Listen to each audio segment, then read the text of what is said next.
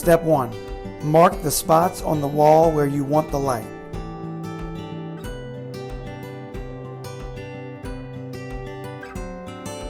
Step 2. Drill the hole for the screw or wall anchors.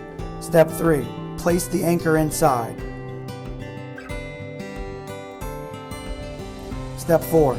Drill the screws through the metal cylinders and into the wall anchors.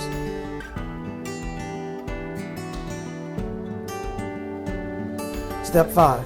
Connect the light to the AC.